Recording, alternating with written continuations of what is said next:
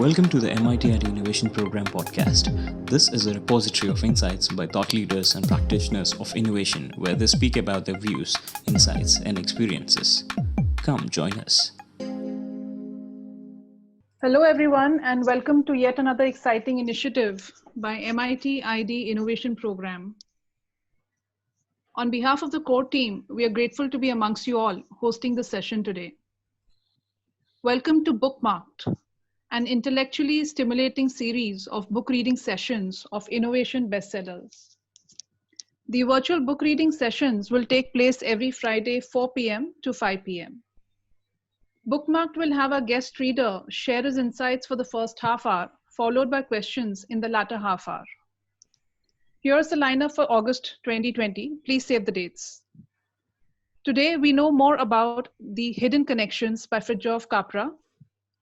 Next Friday, August 21st, we will cover Thinking Fast and Slow by Daniel Kahneman. August 28th, we'll cover Utopia for Realists by Rutger Bregman. We are joined today by the head of the innovation program, Associate Professor Harshit Desai, a PhD research candidate and industry professional who has spent a decade plus in the education domain and who will be in conversation with our guest reader and innovator, Mr. Shekhar Badwe. He is the founding director of Locus Design, a leading strategy and design company.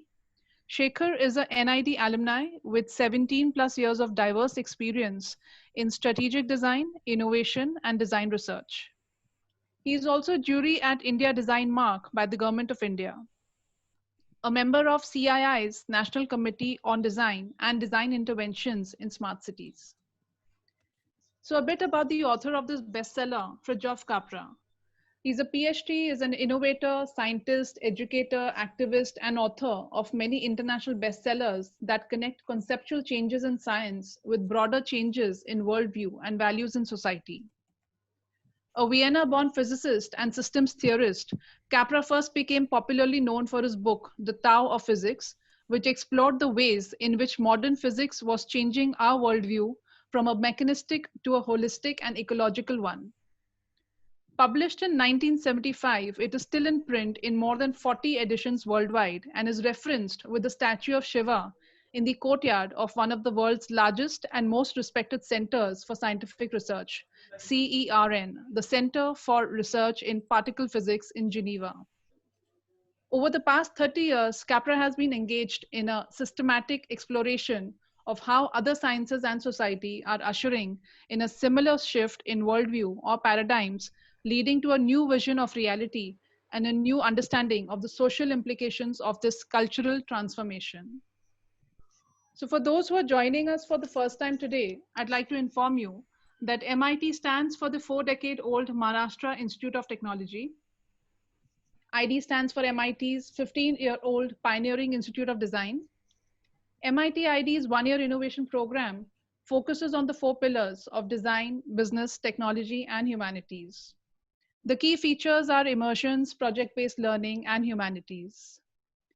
This is our 31st industry interaction this season, and I'm Priya Dhawan, Head of Collaborations, Branding, and Outreach for the MIT ID Innovation Program. Welcome you all once again to this thoughtfully curated innovation journey. Please do read the chat for other important pointers that are being shared.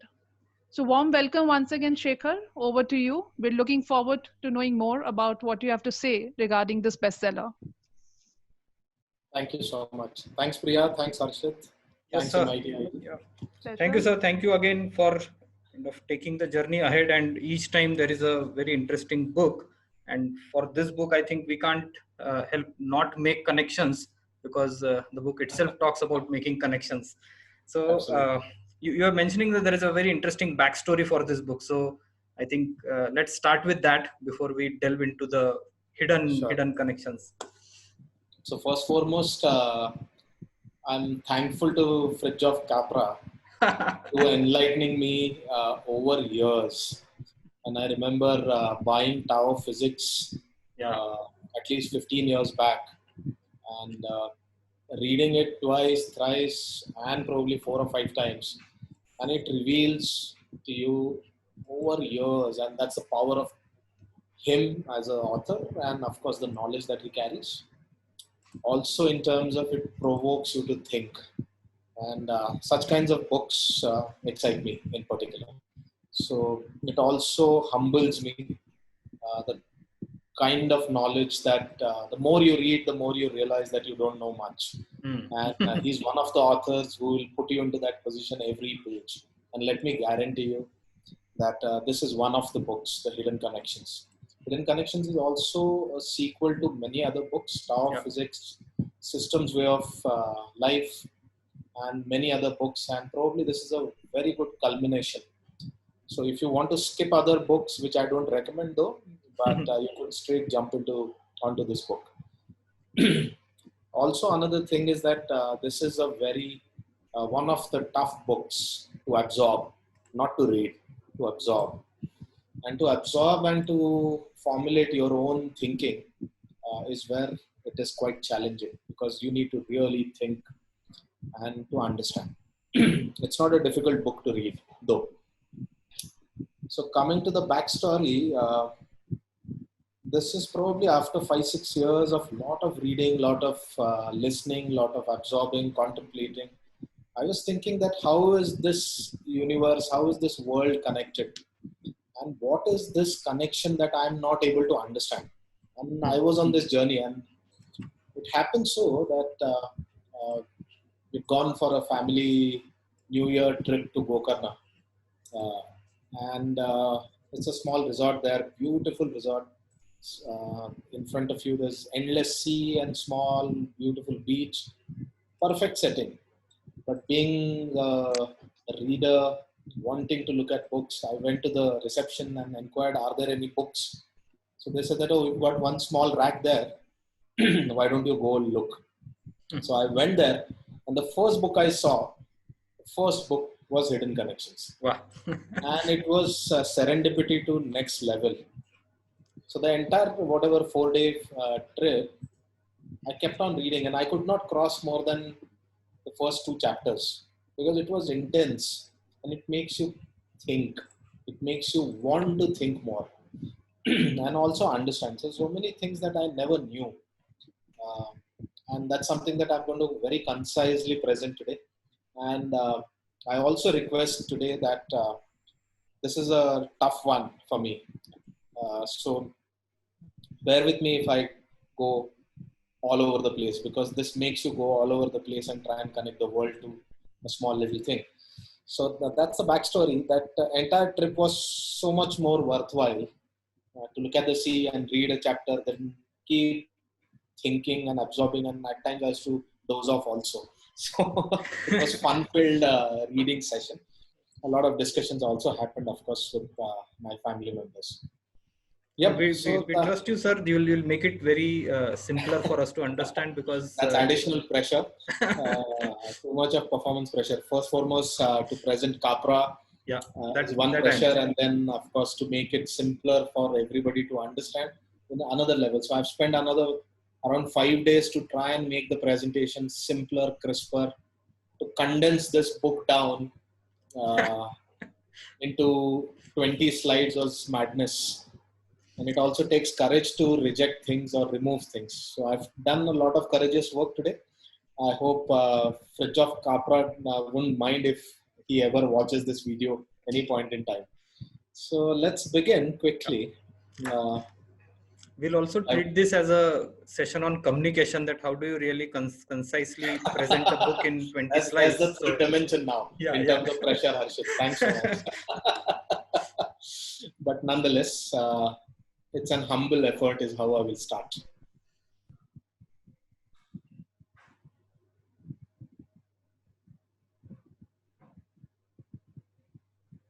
Is my screen visible? Not yet, sir.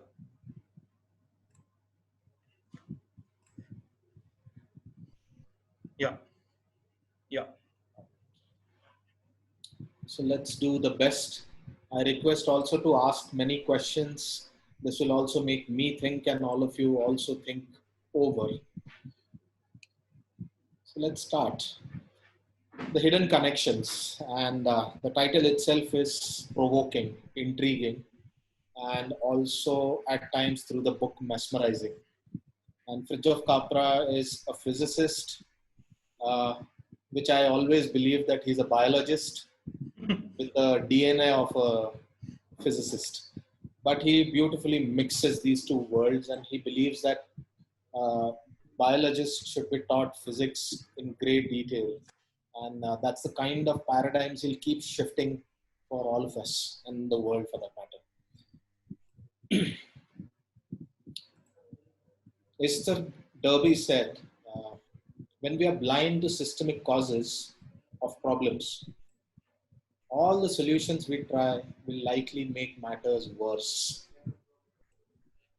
So if we do not look at systemic causes, a system is a large entity of lot of organisms, lot of entities working together in a networked fashion, and it behaves like a larger macro system.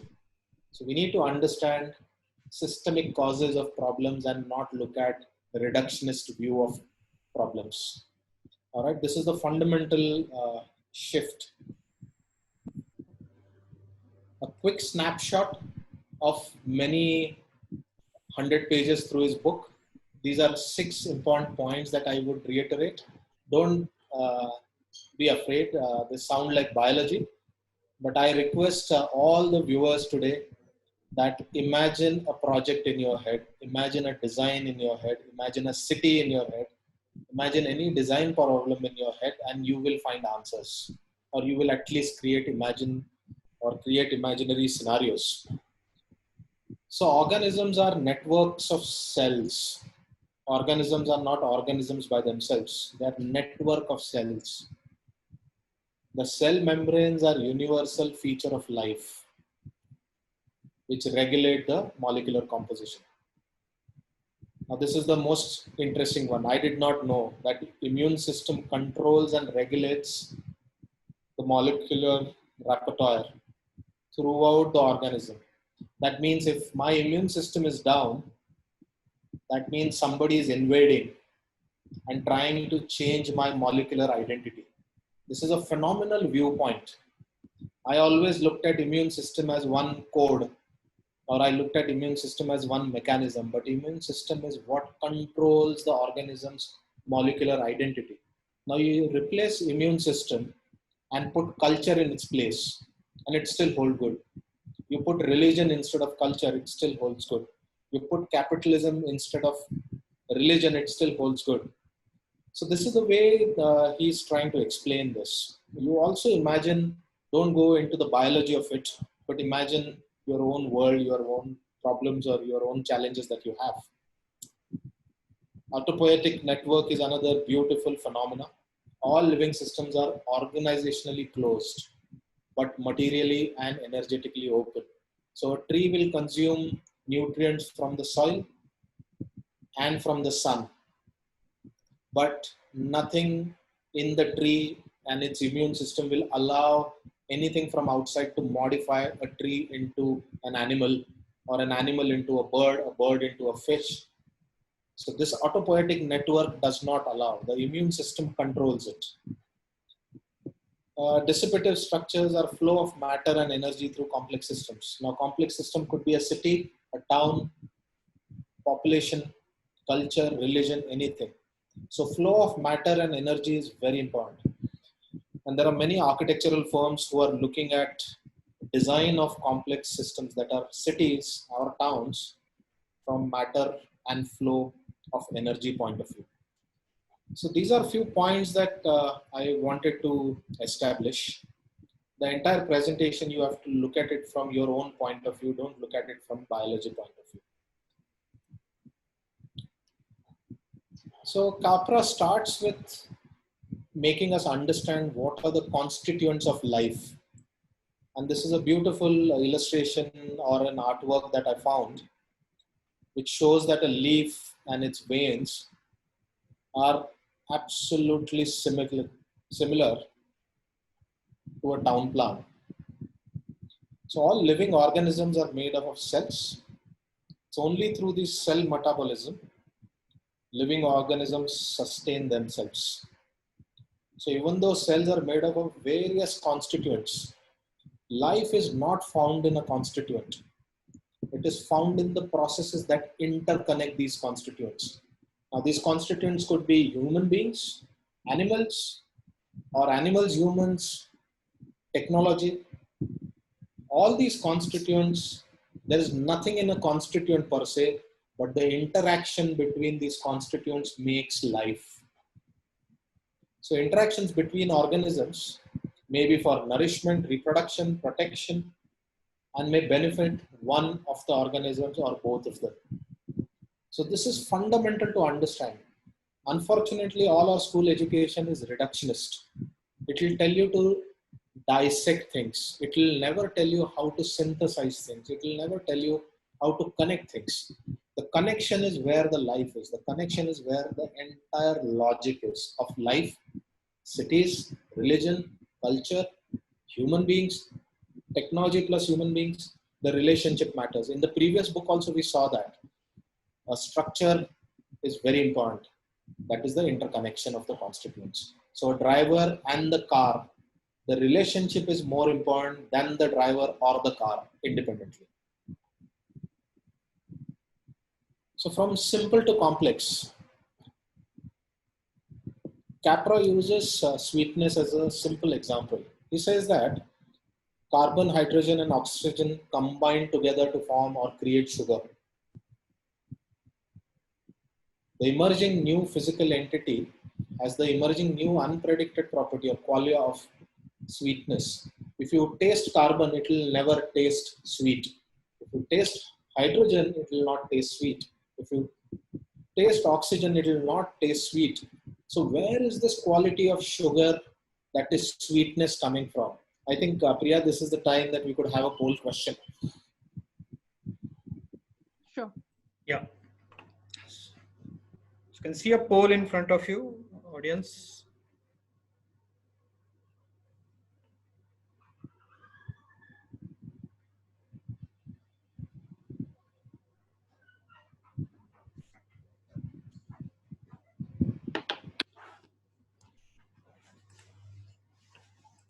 For the benefit of the live audience, the question is, what makes sugar sweet?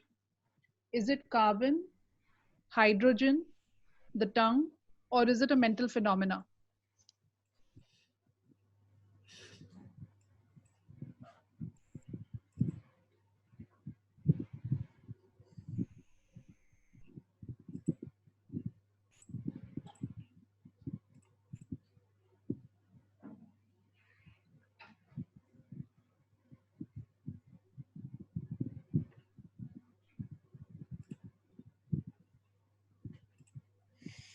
Yeah, these are the results. I'm amazed to see carbon, but I'm also amazed to see tongue. So to tell you, sweetness is a mental phenomena. So you read the book and you will understand. So for now, it is a mental phenomena. So there's nothing called sweetness till the time you say that this is called sweet. This is called blue. This is called white. This is called black. All right. We did not know this is called sweet till the time we coined a word and created a phenomena called sweet. The tongue did not know, unfortunately, that this is called sweet. So again, the relationship between the tongue and the mind and the brain and the language and the word and the semantics is where the logic is. The more we understand the logic, we can understand the complexity behind it. All right. Once we understand the complexity, we can make it simpler. All right. So to understand the cosmos and the natural laws of the society must be obeyed if humanity has to continue to exist. We cannot be devoid of this. Unfortunately, we're going on the other tangent or other direction, but simple to complex. The origin of life, he says that origin of life or any phenomena, we say that nature is a great designer. Capra says that nature is not a great designer, and this is a worldwide phenomena as understood and accepted, that nature has evolved over billions of years. Design happens now and the output is now. You design something and then the output is given, that is called design, let's say. But nature is not a great designer. Nature has evolved over a huge biological continuum for millions, billions of years for that matter. So close to 14 billion years it has taken for the nature to be what it is today. So he talks about traditional biology and has tended to concentrate attention on individual organism rather than on the biological continuum. So he is arguing here in this chapter saying that we should not look at constituents, we should not look at items, we should not look at organisms, we should look at the continuum.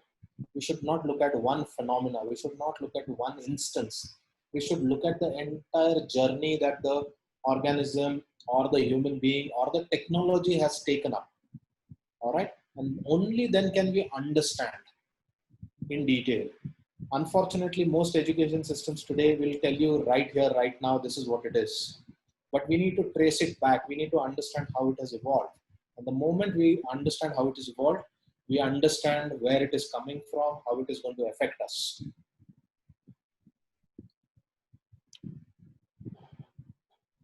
So all these interactions that we've seen so far exist in the form of networks. It is these networks of interconnections among living organisms or organisms and technology and whatever that Capra refers to as hidden connections. These are not apparent. These are not seen. These are not felt. These are understood. These need to be understood. It is these interconnections and processes that operate in living organisms are the very essence of life. All right. You can replace organisms and you can put culture. You can replace culture, put religion. You put technology, you put organisms or humans plus technology. You want to replace it with anything, it still holds good. And this is the power of fundamentals. And this is where he is taking us from. So interactions are important. We've seen in the previous book also that structure is important. The structure is the interaction or the network interaction that happens.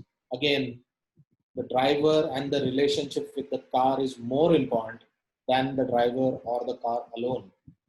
All right. So this is the hidden connection he's trying to say. Again, unfortunately, these hidden connections are not understood and design happens. And I'm not saying design that is industrial design or graphic design or communication design. I'm saying design of anything happens, unfortunately. We don't look at what are the other things that are going to happen, systemic things that are going to happen around any particular design or decision.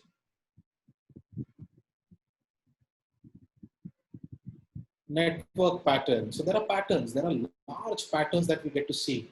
And patterns in nature, patterns in relationships, patterns between people, patterns between humans and society, humans and artificial objects or technology for that matter. So this network pattern is common to all life, all. Wherever we see life, we have to assume there are networks. So if anybody is wanting to do any system design work or any design work for that matter, they need to look at what is the network that is going to get affected because of any design intervention. So he talks about a lot of interesting phenomena like metabolism. And he goes into great detail to explain what is metabolism without boring it or without being too technical. But he gives you an example as to how does it work. And if it works like this, that is what makes us. So this is another fundamental feature of life, which is metabolism. As ecosystems are understood in terms of food webs, so organisms are viewed as network of cells, organisms, organs, organ systems, cells and networks of molecules. If you disturb one molecule, like COVID has disturbed, the entire network has collapsed worldwide. See the butterfly effect. He also talks about open systems. So most systems are open. Life is constantly trying to reach out to novelty. Now, what does this mean? Very interesting example he takes. Like the leaves will absorb sunlight for photosynthesis. That sun rays are captured in the leaf, converted into certain energy components, which are phosphates, which result into glucose, or these phosphates are consumed by the plant to create glucose or animals.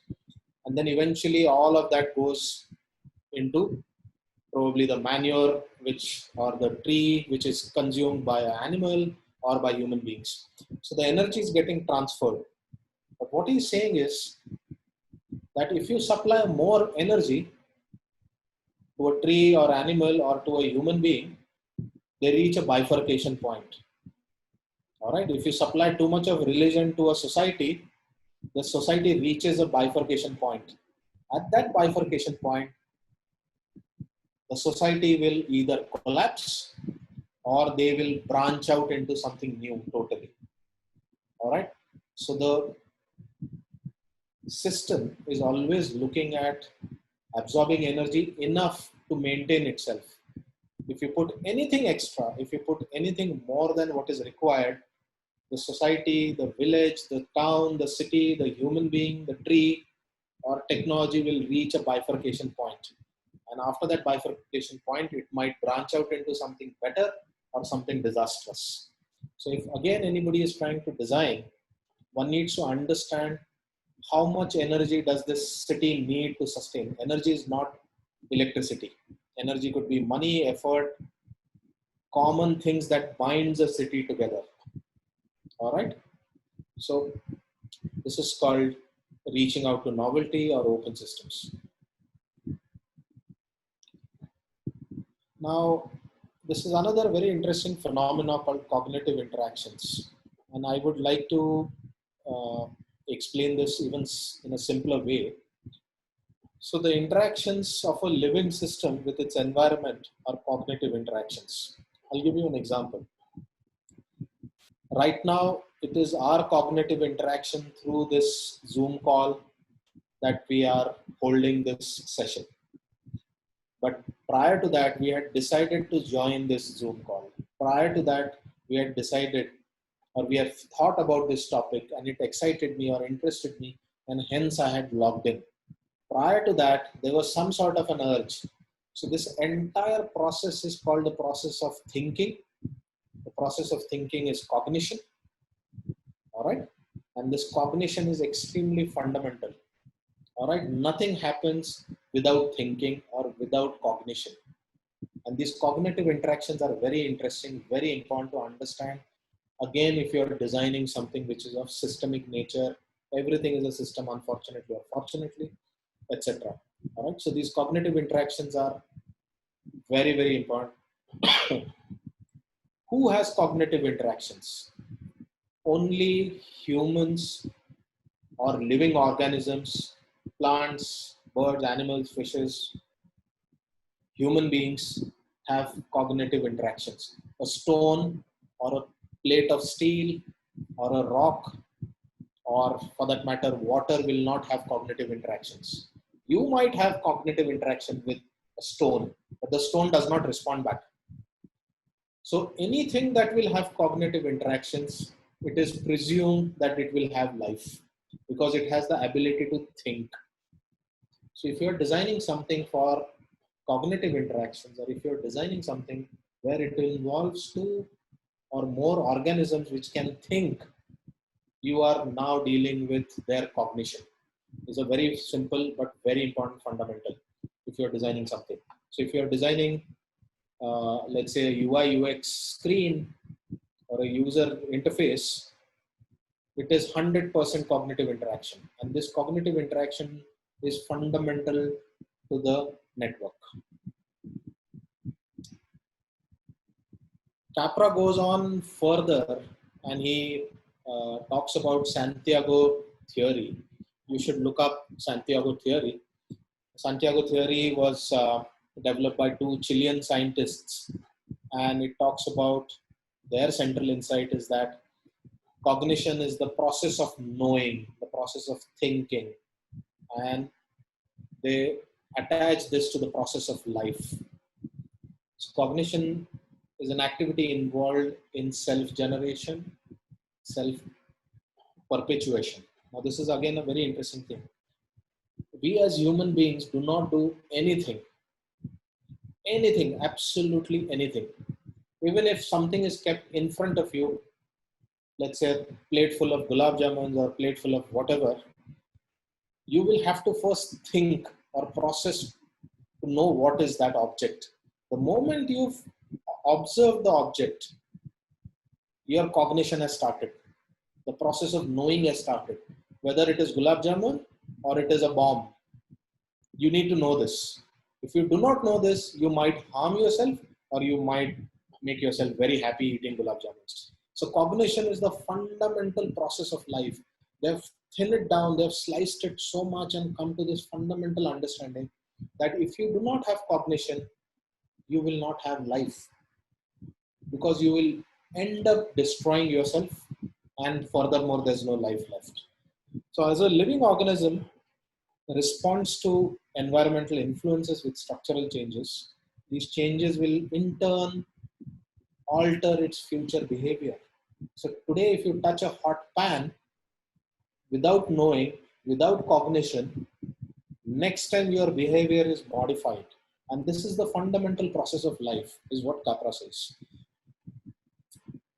I will quickly go through this slide because this is slightly higher order. It's called consciousness. Consciousness is nothing but awareness. So there is primary awareness and there is higher order awareness. All right. Primary awareness is perceptual, sensory. Sensory is your senses and emotional experience. This is all primary. This is where our animal reptilian behavior happens. But higher order consciousness, which is higher order awareness, reflective awareness, it involves first foremost me, myself, a concept of self. All right. This is a very big change from an animal to a human being. So human beings and certain orangutans or chimpanzees will have higher order consciousness. No other animal typically is believed to have higher order awareness. They do not have this belief system saying that me, myself, etc. So this involves a level of cognitive abstraction that includes the ability to hold mental images. Now, what is a mental image? Mental image is an image of a god. Does the god exist? We do not know, but we have a mental image. Or simply, do you know how an atom looks like? No, it's a mental image. And that mental image is something that is reinforced so much that either it becomes a religion, or it becomes a value system, or it becomes a belief system. All right, this is where the entire process starts. So this is the differentiation between all other animals and human beings. If you do not have mental images, you cannot communicate, you cannot create communication. Because for communication, you need to use a lot of abstract symbols. All right. Abstract symbols are, if you see it on the right hand side, this is a small little tablet from the Harappan civilization in the Indus Valley. All these symbols make no sense if you do not know what they stand for. And for you to know what they stand for, all of us need to have a common belief system or a common mental image that the central portion is a rhombus or a diamond or two parallel lines, vertical lines.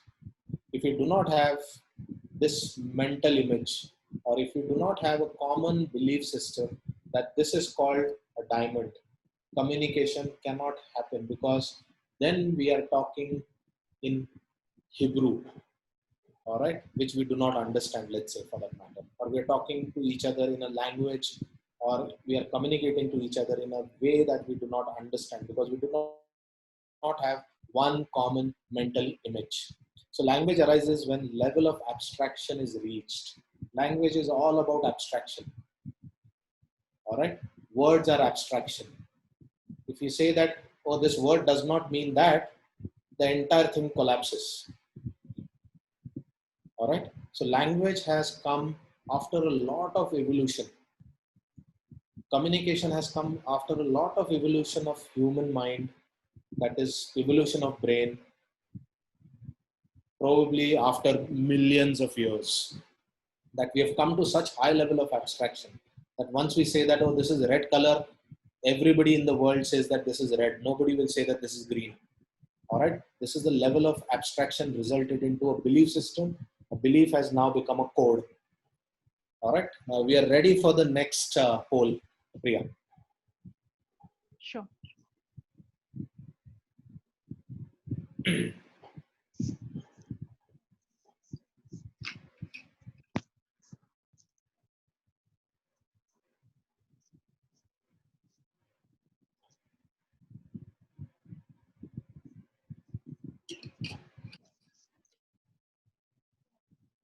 So for the benefit of the live audience, the question is, why is communication needed? Please choose between to inform, transmit knowledge and dialogue, or for coordination of behavior. One of the two.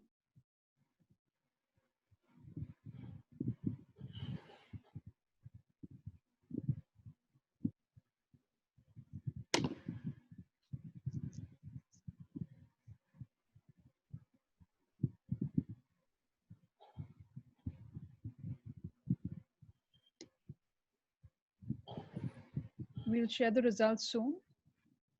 All right. Should we go ahead? Okay. Wow. All right. So again, for the benefit of the live audience, 60% voted that communication is needed to inform, transmit knowledge and for dialogue. And pretty much 41% said it was for coordination of behavior. Over to you, Shekhar. So let's congratulate the people who have answered 41%, which is coordination of behavior. So language and communication happens because you only do not want to inform. Even if you want to inform, you want to achieve an action in that person's brain or in his mind. So that's extremely critical to understand why communication or language is needed. So communication happens because you desire an action. The action could be to keep quiet. The action could be to do nothing.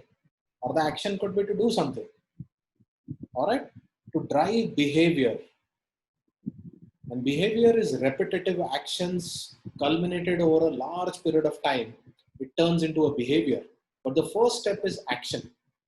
So no communication happens for absolutely anything else but action. The action could be doing nothing also. So this is the way Capra goes into fundamentals. If you read this book, you will understand it even more. But language arises when a level of abstraction is reached at which there is communication about communication. This is phenomenal. From this tablet on the right hand side, we've come to such a level of evolution that we are communicating about communication. We are coordinating the coordination of behaviors. All right. What does this mean very quickly? Communication about communication. If somebody is communicating something on social media about some topic, we communicate about it either directly onto the social media or in private circles or in other circles. We use coordination techniques or methods or processes, which are typically management techniques or processes, to coordinate hundreds of thousands of factory workers for that matter. All right. Religion is coordinating the behavior of millions of people. Culture is coordinating behavior of many, many people through coordination. So this is a phenomenal achievement as human beings or Homo sapiens. So what is culture? Our ability to hold mental images and project them into future not only allows us to identify goals and purposes and develop strategies and designs, but also enables us to choose among several alternatives and hence to formulate values and social rules of behavior. If you do not have the ability to hold mental, abstract, imaginary images, you cannot create culture. Culture will not happen. So all of these social phenomena are generated by networks of communications among variety of people. Thousands of people communicate in a particular way, which becomes the rule of behavior in social circles, which results or has a larger umbrella of value or values, and the values will have a larger umbrella of culture. So this is how it propagates. As a consequence of dual role of human communication, on one hand, the network continually generates mental images, thoughts, and meaning. On the other hand, it continually coordinates the behavior of its members. Think this over. This is extremely critical. So from the complex dynamics and interdependence of these processes emerges the integrated system of values, beliefs, and rules of conduct that we associate with the phenomena of culture. Culture is nothing but values, beliefs, rules of conduct integrated into a system. That becomes the culture. All right. What is pan-Indian culture? Pan-Indian culture is that we believe in certain things. We hold values in a particular way. The way we will react or the way we will conduct ourselves as a country put into some sort of an integrated system, either coded or not coded, either verbal or written or both, becomes the pan-Indian culture. All right. For that, you need to be evolved as a human being from an animal to a Homo sapien. This gives way to social structure. Crucial to this argument in this thesis that phenomena such as human communication are emergent at a particular level of complexity, and they cannot be explained in linear reductionist terms. This is again very interesting one. A social structure cannot be explained by the top management, middle management, and rest of the people as workers. Okay, social structure is how do these workers interact with themselves? How do these people interact with the management? How does the management interact with these people? How in total does this organization interact with each other? On the right hand side, you get to see an organizational chart of New York Railroad. So we draw it in a reductionist fashion. Our education, unfortunately, is very reductionist. But the interactions happen very dynamically. It does not happen the way it is represented here. The interactions and the network is so different, and hence most organizational structures don't work, they fail. Most structures don't work, they fail because we fail to understand the dynamics between variety of people, variety of things together. Social network, I need not tell you too much about this. You guys already know about this. And from a social structure, then we become a social network. Worldwide network of people interacting with each other, holding common values, beliefs, and systems. And whenever these value, belief, and systems clash, we get to see devastation, war, or if they meet together positively, we get to see a lot of collaboration, a lot of working together, a lot of solving of larger problems like ecology and variety of other things.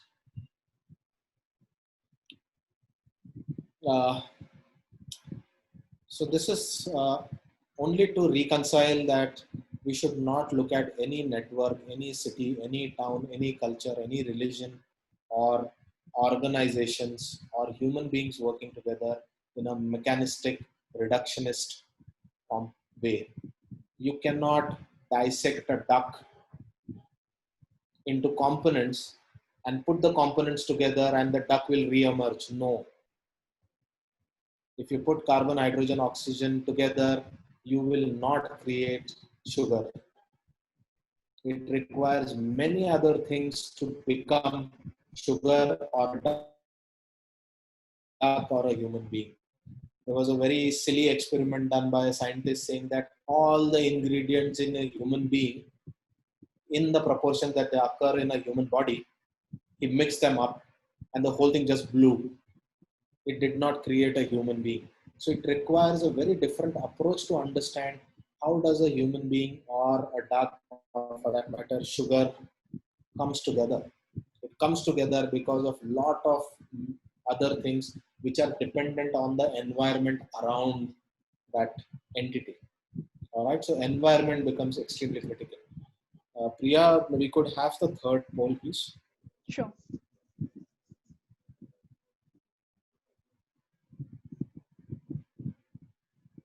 So the question is, what does the future need? Is it reductionism or is it systemic thinking? Percentages and the results will be shared soon.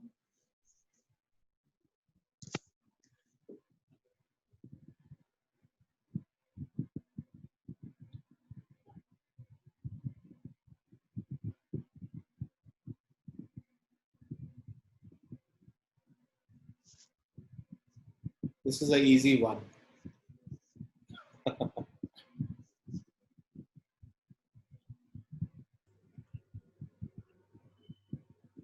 Do you want to simplify systemic thinking for a few? It's an easy one and Yeah, everybody there you scored go.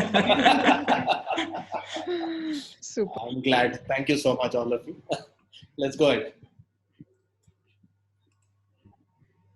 So systemic thinking essentially would mean the human, the organism, and its environment put together.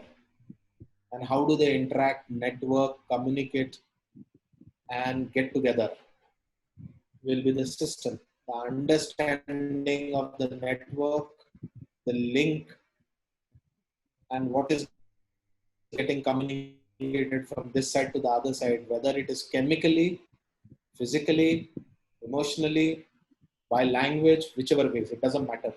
But this is to be understood. You cannot understand a human being without, and how does the environment affect he or she or that person. All right. But unfortunately, what is happening is that the entire education system, if you reflect back on your own education system, the education system has been reductionist. It has always told us that dissect a frog and understand the parts. We've never been told or taught how to look at a frog in its natural environment and not in a natural environment, and then what happens? How does it affect him or her? How does it affect its mechanisms? How does it interact with the, let's say, a hostile environment? If you understand this, we understand far greater more than dissecting a frog. Of course, one needs to dissect a frog and understand what's inside, but it is far more important to understand how does a frog interact with its environment. All right, and how does the environment interact with the frog? Same is the case with all the management theories. Unfortunately, all management theories are reductionists, mechanical, mechanistic. They will tell you components. They will tell you that this is a customer and this customer needs this and make this and give it to him or her. That's on the entire earth, the globe, the planet, the universe, and vice versa. How does the earth affect us? And we are seeing this in the COVID pandemic, that the earth has started responding back. And this is to be understood. This is to be taught. This is to be practiced in great detail. Otherwise, we're going to alienate ourselves and eventual destruction, of course. Also, this was an eye-opener for me very quickly. I think we are running out of time, but I will try and be quick. I think 1 or 2 slides left. There's a central dogma. All of us believe that DNA holds everything. And if you pass on DNA, everything gets passed on. And this is a myth. This is a misnomer. DNA is a software. All right. A software or a software program given. The software program cannot do anything till the time the entire cellular network is passed on. Similar way, we need to understand how it affects us. How does it affect technology? How does biotechnology is affecting human beings? And unfortunately, this reductionist attitude resulted into biotechnology, resulted into bioengineered vegetables and food products and stuff like this without understanding the larger impact on the society, ecology, environment. And we are heading towards not only pollution and environmental crisis, but social crisis also.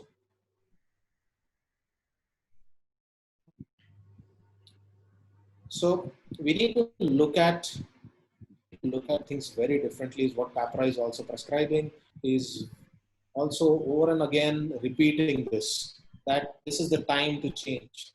So from the classical management theory, uh, which is talking about autonomy of human beings that cannot be controlled like machines, we should not look at human beings or labor or factory workers as machines, and we need to look at them as an organization or network of things together. And hence, we will be able to design newer factories far better, or newer systems far better. and they'll be ecologically sustainable. Otherwise, everything that we are doing is going to be non-sustainable. In all the capitalist situations, that the global capitalism is economically, socially, and ecologically unsustainable. Unfortunately, we need to understand this. We need to change things. At probably a small micro level also is fine, but we need to start thinking. Important slides, and quickly I'm going to read through. He prescribes, or he talks about something called as eco-design. This is not purely environmental design or eco-friendly design. It is much larger than that. So he's talking about that design, and in this case, he's talking about industrial design for that matter, requires a fundamental shift in attitude towards nature. Nature is not again mother nature or only nature. He talks about the first principle of eco-design is that waste equals food. Can we design a system? Can we design the world? Can we design microeconomies in a way that one food waste or waste for that matter is food for somebody else, and hence then it starts going in some sort of a circle. All right, derives from the fact that nature is linear, like an industrial system. All right, economics looks at it as linear progression. Ecology looks at it as a circular system or a cyclical system. So in nature, matter recycles continually and generate no overall waste. Human businesses, by contrast, take natural resources, transform them into products plus waste right at manufacturing, and then sell the products to consumers who discard more waste when they have used the products. This is not the way ecology works. This is not the way nature works. And this is what Capra is trying to say, that we should look at nature very minutely and bring the eco design. And this is a great opportunity for all designers here. So he also talks about hope, and Harshit, I'm very glad to see that all the books are connecting to each other surprisingly. Yeah, sir. We realized that He's last. talking about hope is not the conviction. Hope is not the conviction that something will turn out well, but the certainty that something makes sense, regardless of how it turns out. This is the hope he's believing in. That something is making sense, let's build on it, rather than worrying about how it will turn out to be. So, eco design is a phenomenal chapter in this book to compress whatever 300, 400 pages into 20 slides, trying to make justice to the great detailed narrative that he has. But the connection you get to see, just to reiterate that don't look at systems from an individual point of view, look at from a network, the communication that happens between the network. Once we understand this, we will be able to intervene far better, either design wise or otherwise. That's about it. I think I've taken more than expected time, but nonetheless, Yes. it's quite a difficult topic to be taking. No, fantastic. I think all that we can try is to make an attempt, and in that attempt also we end up learning so much. So as you rightly mentioned, it will not be able to do justice to the kind of work that has been already put forth in the book. But yeah, nonetheless, this is better than not having at all and getting into that reductionist rabbit hole where it will not end up anything. Absolutely. And I wish school education changes dramatically.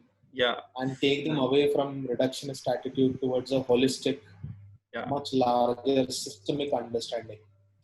So I'm just wondering, because this book was written in 2002, and now we are talking about anyway circular economy and things like that have now become in vogue. Is it something to do with his kind of reliance on the Eastern philosophies? Because I think the physics of Tao also tries to compare how the Eastern philosophies, which are more non-linear or rather circular, or I think the idea of time or the idea of nature, all of this is very cyclical when it comes to the Eastern philosophies. So can you shed some light on that comparison, maybe? Most of these authors, once they've done the fundamental work in their own fields, as they graduate and they evolve themselves, which happens to everybody. I'm sure it has happened to Capra also. If you listen to his lectures, you get a very high sense of understanding that he's been influenced, or at least he's been guided by all the Eastern philosophies. True. And it is very evident, and I'm glad on one end and also unhappy on the other side, saying that so much knowledge exists within us here in the Eastern regions, or the Indian subcontinent and otherwise China, etc. And we've fallen for the Western method of teaching and Western method of learning. But now is the time we could change ourselves and look at things far more holistically. Again, holistic as a word has been used so much and so often. It has become meaningless. But let's look at eco-design, and there are quite a few interesting things that he mentions in this book. So I urge you guys to read. So there's, although we did discuss on this in the last book as well, but Stuti Gupta again wants to know that the recent educational policy will help us move from the reductionist approach and shift to more holistic thinking. So either we can answer the question, and also maybe this is a good time to put forth something as a suggestion to the policy, right? Well, that's what we also discussed, that if we are able to put forth and share something, I'm sure there are ways to make it happen. Absolutely. So, Stuti, I feel the national education policy is on track, though we don't know the details of it in terms of what it involves. But on the face of it, it looks something that might help. And I always believe that rather than cribbing and sulking and not doing anything, we should look at least a hopeful move. What Capra also says, that we should not worry about what is the outcome, but at least let's begin the journey, and we can keep correcting it. But if we do not move, nothing else is going to happen. So I always believe that some action, some move is always a positive move. If you don't do anything, it is not going to help anybody. Neither it is going to destroy us totally, or it is not going to help us move forward positively. So either of them. So I would rather take a risk. I rather would do things that I will. So there was a famous quote by Lucy Ball, very famous Hollywood personality, TV show, long back, 40 years back. So she used to say that I rather regret chances that I have taken and not the chances that I have not taken. I rather regret on chances that I have taken. So this is a chance that we could all propose things. To propose things, we need to know things. For us to know things, we need to know more. Fantastic. That's how it works. I think in whatever reading we had, the policies from a structure point of view, it's very liberal. Means that's what at least is the attempt, that rather than to kind of make it very regulated and the way it was already siloed in terms of the subjects, I think as a approach they have taken to make it more liberal and open. So over a period of time, I think the benefits will surely show and help us move away from the reductionist to a more holistic way. Great, sir. Thank you, sir. I think today's discussion was very, very insightful. Although, as you mentioned, it was difficult, but the kind of slides and the visuals you put together, it really made it easy to digest. And I think that's also a fantastic job in terms of communicating the right message to this audience. Yes, Priya ma'am. Presentations typically take a lot of time to look for the right image more than the text. I know, sir. I know. Because that shows whether I have understood it.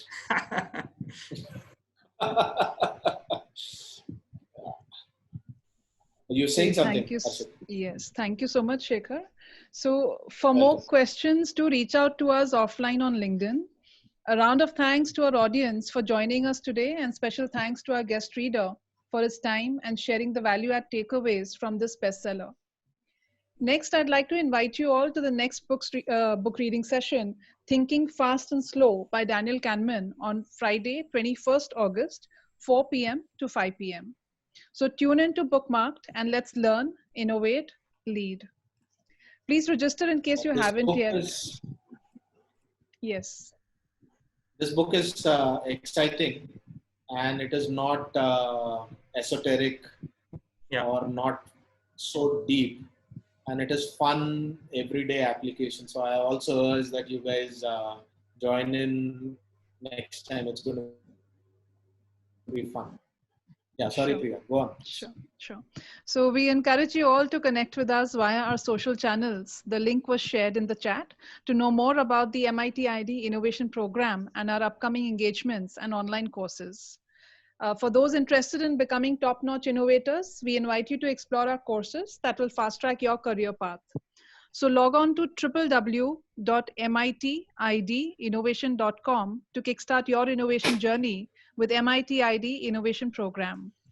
In line with the upcoming Independence Day celebrations, we wish you all a very, very happy Independence Day ahead.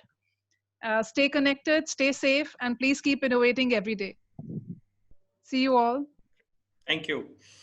Thank you. Thanks, Priya. Thanks, Harshit. Thanks, the entire audience.